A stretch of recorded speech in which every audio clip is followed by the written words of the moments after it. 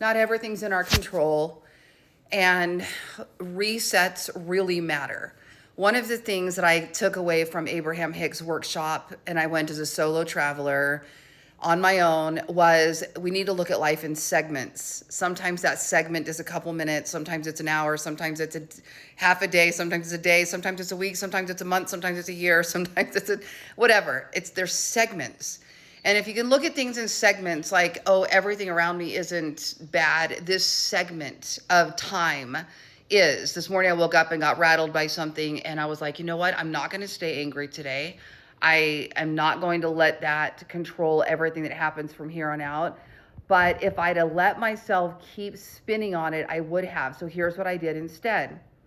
I finished my work, and then instead of sitting further in the dark where your mood can be depressed because my computer's where I sit in the morning is in the dark, I got up, I opened all the blinds in the house. That was step one. Step two, I took a bath, because there's something about water that I find very resetting and healing and soothing.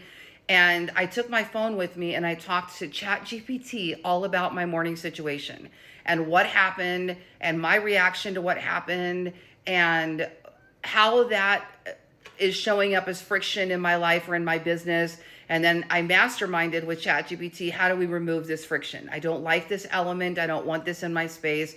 How do we remove that particular friction element so that it can't enter my space, basically? We came up with a master plan. By the time I got out of the bath, I was feeling great. The house is all opened. It looks beautiful. I can see my beautiful trees outside. And then I'm kind of like, all right, let me go to gratitude. Look at all the things that I have to be grateful for. Yes, this morning was not the best situation, but it's not everything. It's just a segment. So now what I'm going to do is I'm going to be productive, and I'm going to make a quick TikTok shop video for my account, because I find being productive, taking action, also helps reset whatever that negative energy was. And then, hence the workout outfit, I'm going to go for a walk, because that also is a reset. So I'm kind of triple layering the reset, and then I'm going to go get a massage, which is really gonna get me to a new level. Just sharing my thoughts today, because these are the types of things that I think that we deal with on a daily basis that we don't talk enough about.